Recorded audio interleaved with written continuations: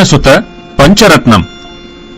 यत्र यत्र रघुनाथ कीर्तनम् तत्र तत्र कृतमस्तकाञ्जलिम् बाष्पवारि परिपूर्णलोचनम् मारुतिम् नमत राक्षसान्तकम्।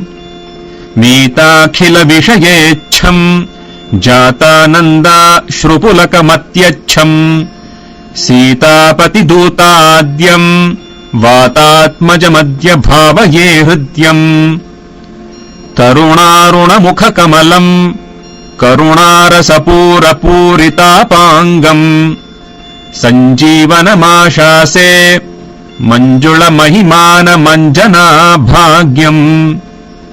शम्बरवैरिशरातिगम् अम्बुजदलविपुललोचनोदारम् कम्बुगलमनिलदिष्टम् बिम्बज्वलितोष्टमेकमवलम्बे। दूरीकृतसीतार्तिः प्रकटीकृतरामवैभवस्फूर्तिः दारितदशमुखकीर्तिः पुरतो मम भातु हनुमतो मूर्तिः। वानरनिकराध्यक्षम् दानवकुलकुमुदरविकरसदृक्षम् दीनजनावनदीक्षम् पवनतपः पाकपुञ्जमद्राक्षम्।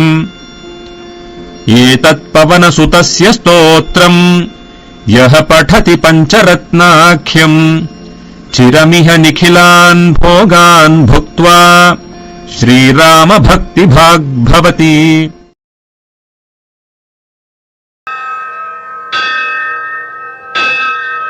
श्री हनुमद्भुजङ्गस्तोत्रम्।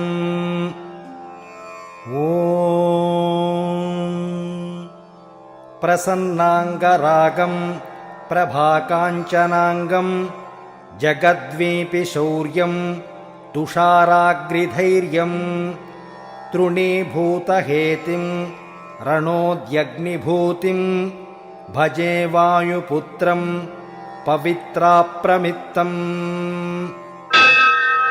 भजे पावनम् भावनानित्यवासम् भजे बालभानुप्रभाचारुभासम्।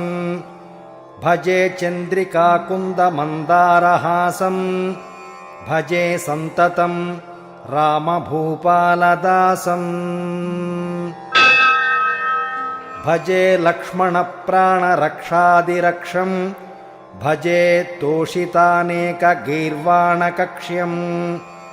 भजे घोरसङ्ग्रामसीमावताक्षम् भजे राम रामेति सम्प्राप्तरक्षम्। नमस्ते महासत्त्ववाहाय तुभ्यम् नमस्ते महावज्रदेहाय तुभ्यम्। नमस्ते परीभूतसूर्याय तुभ्यम् नमस्ते कृतामध्यकायाय तुभ्यम्। नमस्ते सदा ब्रह्मचर्याय तुभ्यम् नमस्ते सदा वायुपुत्राय तुभ्यम्। नमस्ते सदा पिङ्गलाक्षाय तुभ्यम् नमस्ते सदा रामभक्त्याय तुभ्यम्। हनूमद्भुजङ्गप्रयातं प्रभाते प्रदोषेऽपि वाचार्धरात्रेऽपि मध्यः। पठन्नश्नतोऽन्ति प्रमुक्ता गजानः सदा सर्वदा रामभक्तिं प्रयाति। हरिः ओम्। श्री सीतारामस्तोत्रम्। अयोध्यापुरनेतारम् मिथिलापुरनायिकाम् राघवाणामलङ्कारम् वैदेहानामलङ्क्रियाम्। रघूणाम् कुलदीपम् च निमीनाम् कुलदीपिकाम्। सूर्यवंशः समुद्भूतम् सोमवंशः समुद्भवाम्। पुत्रम् दशरथस्याद्यम् पुत्रीम् जनकभूपतेः। वसिष्ठानुमताचारम् शतानन्दमतानुगाम्।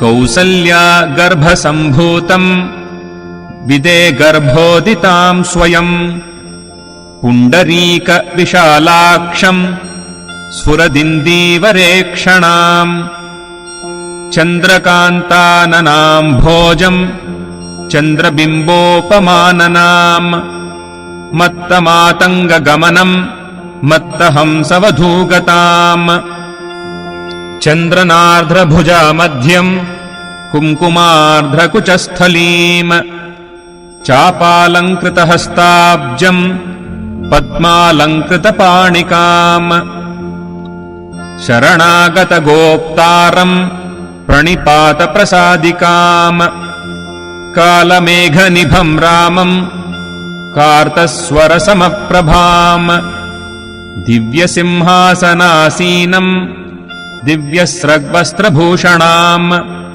अनुक्षणम् कटाक्षाभ्याम् अन्योन्येक्षणकाङ्क्षिणौ अन्योन्यः सदृशाकारौ त्रैलोक्यगृहदम्पती इमौ युवाम् प्रणम्याहम् भजाम्यद्य कृतार्थताम् अनेन स्तौति यस्तुत्यम् रामम् सीताम् च भक्तितः तस्य तौ तनुताम् पुण्याः सम्पदः सकलार्थदाः एवम् श्रीरामचन्द्रस्य जानक्याश्च विशेषतः कृतम् हनुमता पुण्यम् स्तोत्रम् सद्यो विमुक्तिदम् यः पठेत् प्रातरुत्थाय सर्वान् कामानवाप्नुयात्। श्री हनुमदष्टोत्तरशतनामस्तोत्रम्। मनोजवम् मारुततुल्यवेगम् जितेन्द्रियम् बुद्धिमताम् वरिष्ठम् वातात्मजम् वानरयूथमुख्यम् श्रीरामदूतम् शिरसा नमामि। यत्र यत्र रघुनाथकीर्तनम् तत्र तत्र कृतमस्तकाञ्जलिम् बाष्पवारि परिपूर्णलोचनम् मारुतिम् नमत राक्षसान्तकम्।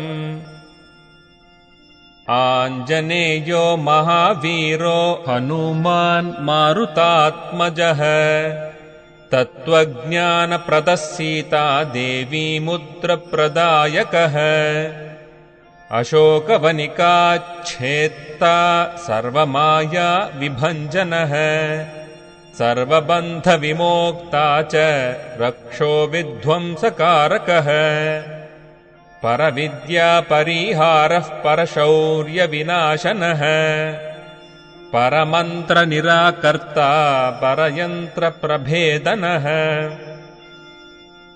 सर्वग्रहविनाशी च भीमसेनसहायकृत् सर्वदुःखहरः सर्वलोकचारी मनोजवः पारिजातद्रुमूलस्थः सर्वमन्त्रस्वरूपवान् सर्वतन्त्रस्वरूपी च सर्वमन्त्रात्मकस्तथा कपीश्वरो महाकायः सर्वरोगहरः प्रभुः बलसिद्धिकरः सर्वविद्यासम्पत्प्रदायकः कपिसेनानायकश्च भविष्यच्चतुराननः कुमारब्रह्मचारी च रत्नकुण्डलदीप्तिमान्